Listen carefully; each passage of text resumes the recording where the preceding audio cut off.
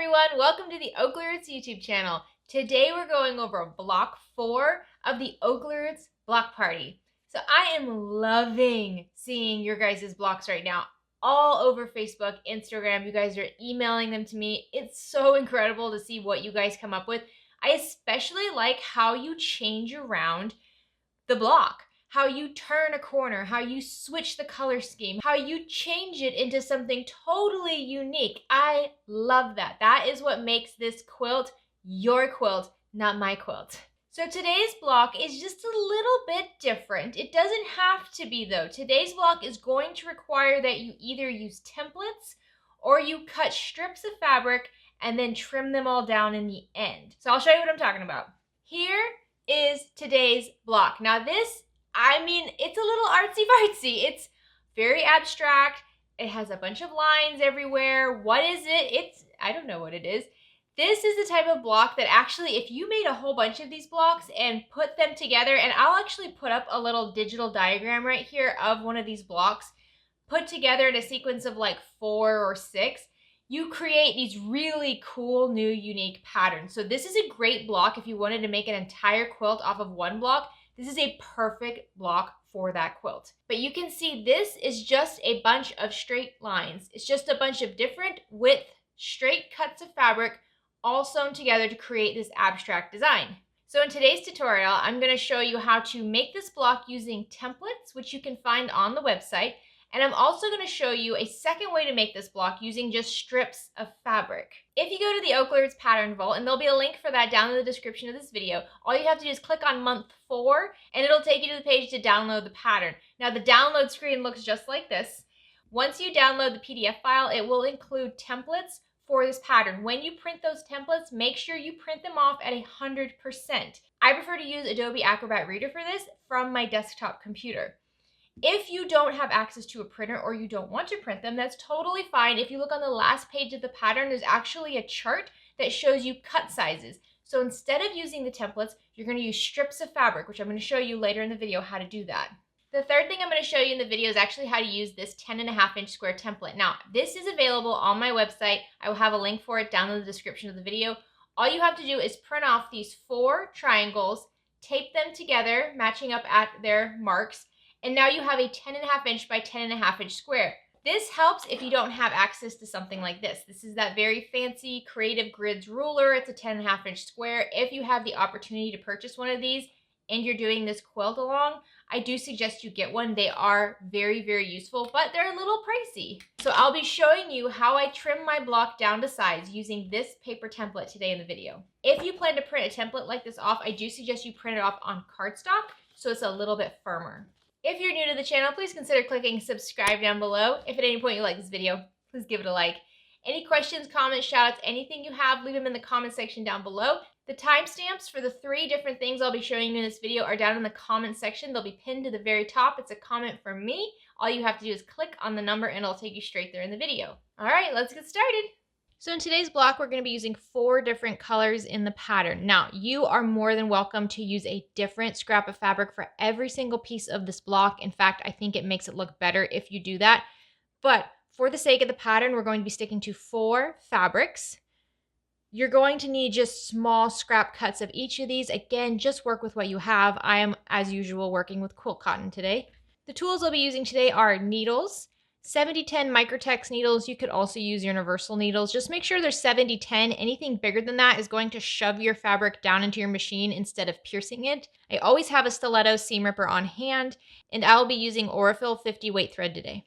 When trimming down your block in the end, I really like to use this Creative Grids 10.5-inch, 10.5-inch ruler, and I'll have a link for that down in the description. However, it can be a little pricey. So what I did is I came up with my own 10.5-inch template. Now this is just cardstock paper, and you can find the pattern for this on my website. Again, there will be a link in the description. All you have to do is tape the 4 pieces together, lining up the letters, and this should help you trim down your blocks to size. So let's talk about the pattern pieces. Every single pattern piece has a letter label, and it tells you what color you should use if you're following the pattern with the 4 colors. So for pattern pieces A, B, C, D, and E, just trace these out on the right side of your fabric and cut. Pattern pieces F, G, and H are similar but a little bit different. Each one of these you're going to have 2 cuts for, but one is going to be reversed. So for example, using pattern piece F, you're going to trace pattern piece F on color 2 on the right side of the fabric. Then you're going to take color 3, flip over your pattern piece and trace it reversed on the right side of fabric color 3. Now, if you mix this up, that's okay. I will tell you that the hardest part of this block is keeping all of these pieces organized.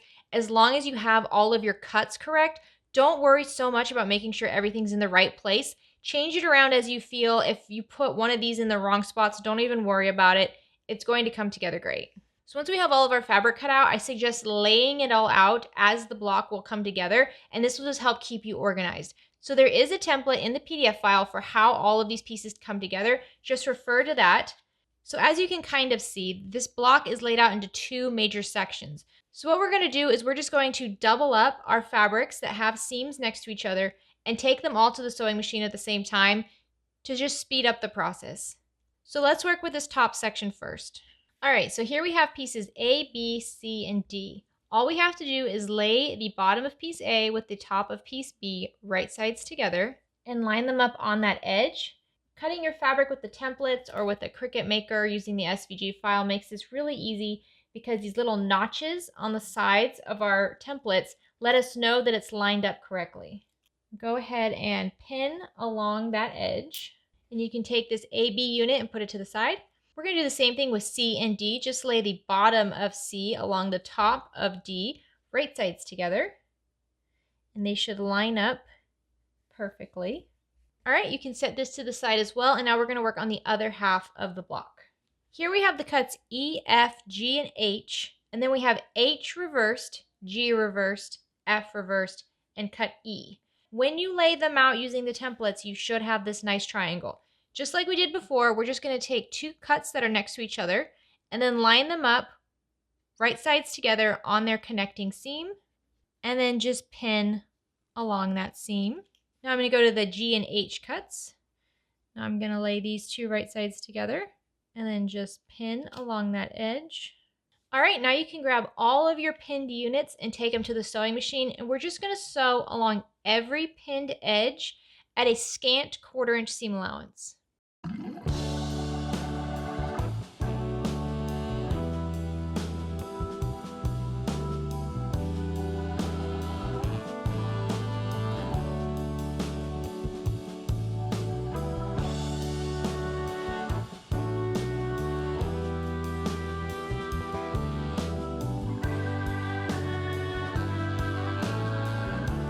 Once you have all of your units sewn, we can just press the seams. Now this quilt pattern doesn't really require you to press the seams in one direction or the other, so it's quilter's choice. I like to press my seams behind the darker fabric, so I'll lay my unit with the darker fabric wrong side up on top and then just press the seam behind it as we go. So I press the seam while it's closed like this first, and then I use my fingers to just press that fabric up and over that seam, laying it nice and flat, trying not to push too hard so that you have like a bow in your seam. You want the seam to be as flat as possible. So we try not to stretch the fabric a whole lot. You can see I just take my iron, I kind of glide it over the seam, and then I just let it stay put. I don't move it around a whole lot. Once I have the front pressed, I'll just give it a good press on the back as well to help keep that seam in place. There we go. Now we'll just continue doing this for the rest of the blocks. So once you have all of your units pressed, we just have to put this back together, kind of like a puzzle. If you can't remember, that's okay. Just refer to the diagram. We'll work on this first half since it's a little bit easier. So we're just going to lay our 2 units as they would go in the end, fold them down right sides together, line up that edge. You shouldn't have any problem with your edges lining up since we're not using a whole bunch of pieces in this quilt block. We don't really have the units shrinking in size as we sew it. Now let's rebuild the other half of the block. There we go. Ooh, this is probably the hardest part, figuring out which way these triangles go. All right, I think that's it. Yeah, there we go. They're all supposed to be going in the same direction, so if you're struggling, all of the strips should go in the same direction. Okay, so now I'm just going to split this in half and then just attach these smaller triangles to these middle units. So if you're working the same way I am, you should now have 3 units. Let's go ahead and take these to the sewing machine. Once again, sew along these pinned edges at a scant 1/4 inch seam allowance.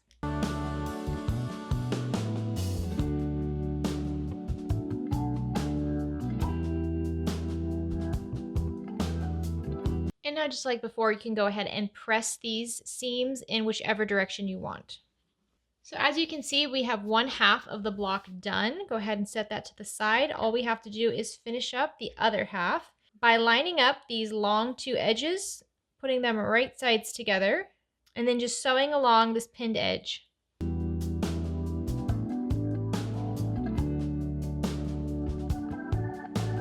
And just like before, go ahead and press your seam.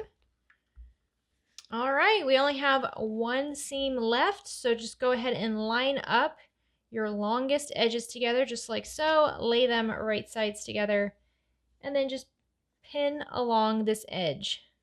So I want to show you, if you find that this block with the multiple seams going into the center of the block can be bigger than the other block, that's okay. If that's the case for you, what you want to do is find the midpoint of this long strip on the side of the block where the lines go horizontal. So we can just fold this together. Try to make sure you're not stretching your fabric. Some of these might be cut on the bias, so just be very careful you're not stretching your fabric in any way. And all you have to do is crease it with your fingers and open it back up. Now lay that unit that you just creased right side up. Take your other unit and lay it right side down. And what you want to do is you want to find this middle seam. So the very center of the other triangle, you have that middle seam right there. Just line up that middle seam on that crease that you just made, and then pin that first, that center point, and then just very gently work your way out. The trick with this block is to keep your hands nice and light. Don't tug on anything too much. We have bias seams here. We have a lot of these seams that go like this and almost make like an accordion. You could really stretch this out. We don't really want to stretch it out. We just want it to be flat. And if you're gentle, it's going to be just fine. Okay, final stitches. Let's take this to the sewing machine and sew along this pinned edge at a scant 1/4 inch seam allowance.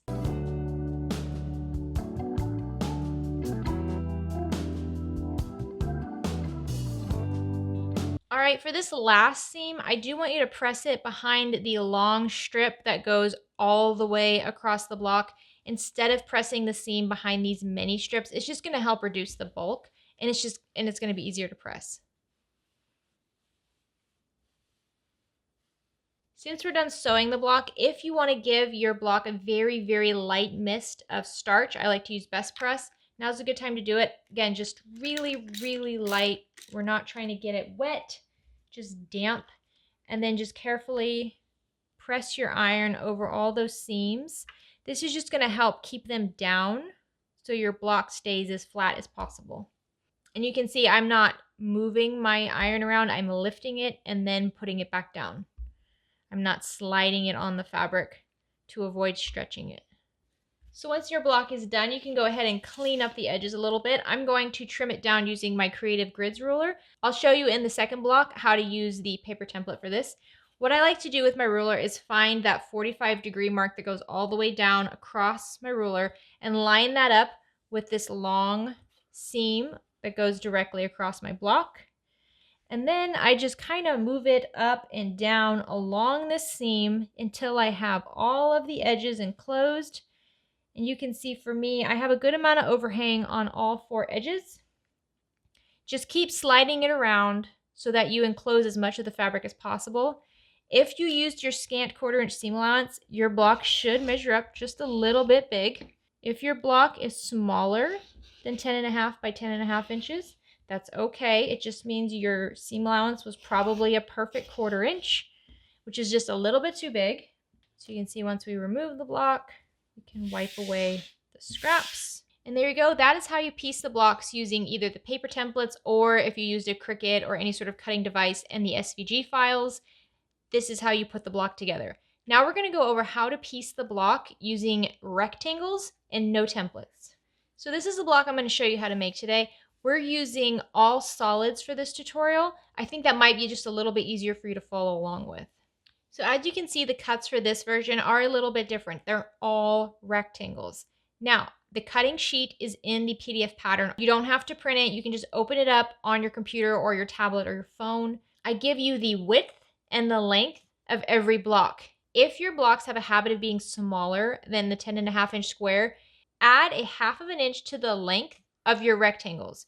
So the widths, we want to stay according to the pattern, but the lengths, go ahead and make those longer to ensure that it ends up bigger than it should be. And I'll show you how to adjust for this. It's going to be fine. Also, something to note, these templates that I created, the width of them are not all divisible by 1/8 of an inch. What that means is that I can't give you exact measurements that you can cut with a standard ruler that has 1/8 of an inch tick marks. Some of these might be a 32nd of an inch, 2 and 5/32 of an inch, things like that. So I added and subtracted a little bit. So these strips are not going to be exactly the same width as all of the pattern blocks. That's okay. This is an abstract block. It's supposed to be a little off. All right, but you can see you still want to label them as best you can. It's actually more important you label your blocks here than it was with the templates because there are so many similar shaped rectangles. It can be difficult to remember what goes where. Once you have them all cut out, just keep the diagram with the layout open on your computer to help you align the colors. Again, if it's not the same color pattern, if you're using more colors than this, that's totally fine. Make this block your own, but if you want it to come out as it is in the pattern, you're going to want to reference that. So let's lay out our block using the rectangles. So let's start with the units A, B, C, and D first. Now, the way we're going to piece this together is by finding the midpoints of all of our blocks and then just lining those midpoints up first and then pinning out. So let's start with the A and B units. First, I'm going to take my A unit and I'm going to fold it in half with the shorter edges meeting. So I'm finding the midpoint of the longer bottom edge, and all I do is just pinch it. You could also take a pin here and stick a pin in that midpoint if it makes it easier. This is a temporary solution, so pinching it is just fine. All right, once I have my 2 midpoint marks pinched, I'm just going to lay them down right sides together right on that midpoint mark. And then I'm going to pin that midpoint mark first, straighten out my seam. Here we go. And then I'll pin out. So we start in the center and then pin out to the sides. There we go. There's our AB unit. We can go ahead and put that to the side. So now we're going to do the same thing with our CD unit. We're just going to find those midpoint marks again. Now let's go ahead and lay these right sides together, matching up those midpoint marks first, and then pin out to the sides. All right, go ahead and take your units and put these to the side. We're going to work on the other half of the block now. So remember, we have 2 cuts for each one of these pattern pieces. When we use the templates, 1 cut of each was reversed. Since we're using rectangles, we don't have to reverse them. Just make sure you look at the diagram or go off on your own to figure out where the colors are supposed to be lined up. So starting on the right side, we're going to start with our E unit. And then we have our F, and then our G, and our H. And then we just go the other way with our H, G, F, and E. So this is what it should look like for your rectangles. Now with this side of the block, we don't have to find midpoints. The biggest thing here is to make sure you're always matching up these top edges. Again, it's perfectly fine if these rectangles are longer than we want them to be, but we want to line up the top edges so that we have a nice, clean, straight edge in the end. So starting with the E and F units, I'm just going to lay those right sides together, lining up the side and also making sure I'm lining up the top nicely. And then I'll just pin these together. Do the same with G and H. And then go ahead and do the same thing on the other side. All right, now we can take all of the units for the entire block and go to the sewing machine and sew along the pin edges at a scant 1/4 inch seam allowance.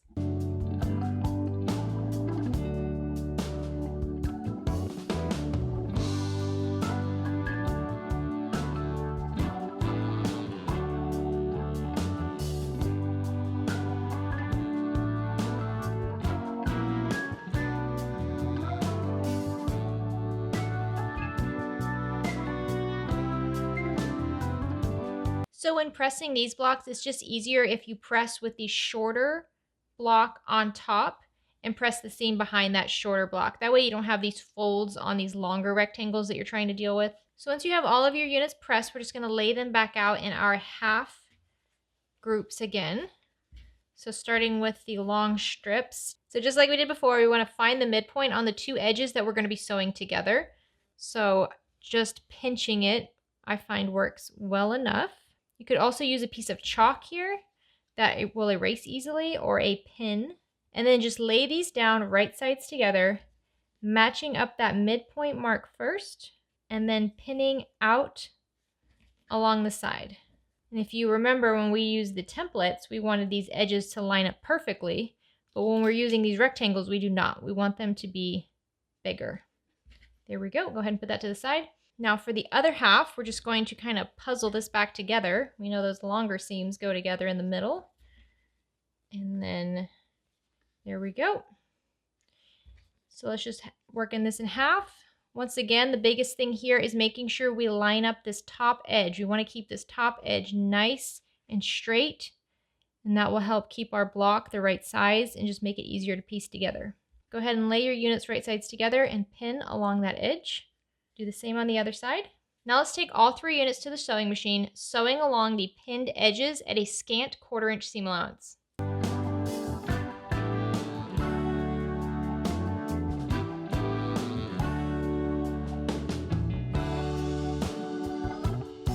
So once again, let's go ahead and press these seams. Let's press these seams behind the smaller triangle. It just makes it easier, honestly, so you don't have a fold on these longer rectangles. Go ahead and do this for all 3 of your units. So half of your block is done. Go ahead and put this to the side. And now let's just finish up the other half. So this time we're just going to line up those long center edges, right sides together. Again, checking yourself to make sure the top is straight and not wavy in any way. Okay, now we can take this to the sewing machine and just sew along this pinned edge at a scant 1/4 inch seam allowance. This time you can press the seam behind the darker fabric if you like. Alrighty, this should be where you're at. So what we want to do here is this long seam that runs down the center of the block. We're going to find the midpoint of that. Just like before, fold it in half. Don't stretch it. Just gently fold it in half. Find that midpoint. And lay this long block right side up.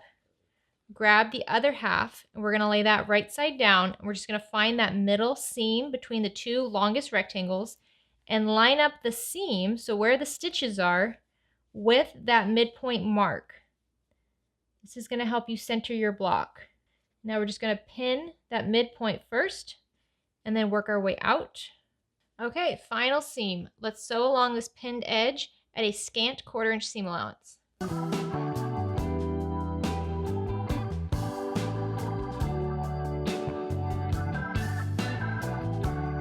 Okay, here we go. Just press behind this long rectangle going along the center. That will help keep your seam from being too wonky or wavy.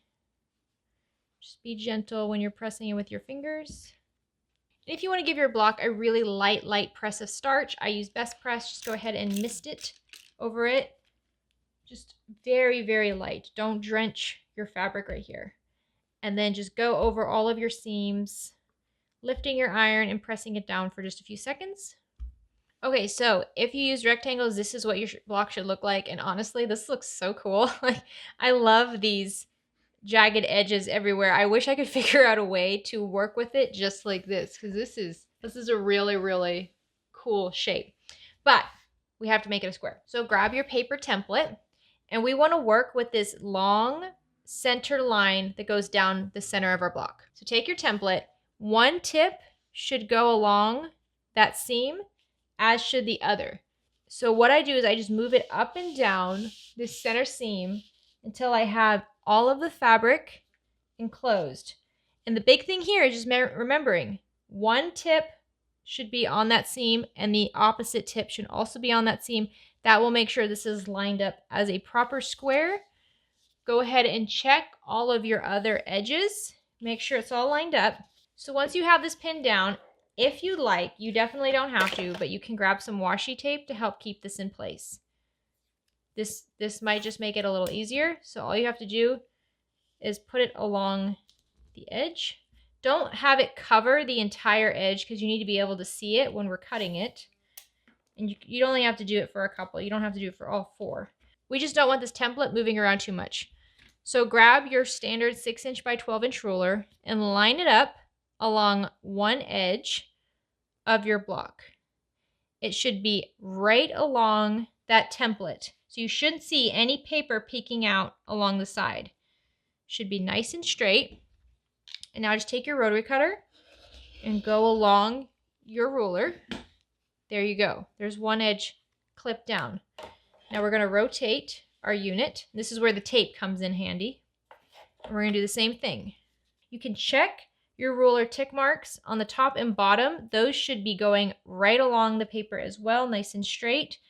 Everything should be straight. This is a square, right? There's no wonky edges here. And then just trim along that edge with your rotary cutter. Go ahead and rotate again. And if you had some sort of a turning cutting mat, that would be very, very helpful right here. Let's go ahead and turn it one more time. If anything shifts, just check yourself before you cut. So now when you remove the template, you should have a perfect 10.5" by 10.5" square. Because we made all of our rectangles just a little bit longer than they needed to be, this block should measure up. All right, guys, that's our block for the month. Here's the scrappy version. Oh, I love these colors so much. Man, you guys ask all the time, how do I pick fabric? I just pick stuff I love. Every single one of these fabrics is some of my favorite fabric. I mean, we've got cotton and steel in here. We've got Tula Pink. We've got Anna Marie Horner. We've got it's just my favorite stuff. If you just pick your favorite stuff and throw it together, it's going to turn out great. The one thing you want to make sure of when picking fabric, well, the one thing I want to make sure of when I'm picking fabric is that there's contrast. So I don't pick all the same color. I don't pick all dark or all light. So I just pick contrasting. I pick, there's some similarity between them, but man, this block makes me happy. And this, like I said, is such a fun block. If you just made a whole bunch of these and made like a small lap size quilt, oh man, I hope some of you, I know you guys have been doing that with some of the other blocks. I've seen them. So if you do that, please, please, please send me a picture. Tag me on social media. Email it to me at jessica@OklaRoots.com. I want to do that as well. I do. I really want to make like a small throw with just this block. Bum, bum, bum, bum, bum. I love this quilt block. And also don't forget, this is a great block for solids. All the blocks are great with solids, but here's our solids version, very geometric, very modern. So I hope you love making this block. Make sure you tag me on social media. Make sure you use the hashtag #OklaRootsBlockParty if you're on social media and you post these blocks. I check in on them all the time. I love seeing you guys are making. We're getting close to halfway through the block party. Once we get to month 6, we're going to start talking about what we're going to do when all the blocks are done. So I know some of you guys are like, okay, I got a bunch of blocks. What am I supposed to do with these? You got to hold on to them, keep them safe. But once we get to month 6, we'll start talking more about what do you want to do? How do you want to design your end quilt? And then we'll start kind of cutting fabric and preparing for that so that when we're done with all of our blocks, we also have all the other pieces cut and ready to go so that we can sew the whole thing together and make a beautiful quilt. I hope that June treats you well. I hope you have a great rest of the week. Get out there and make something. Bye.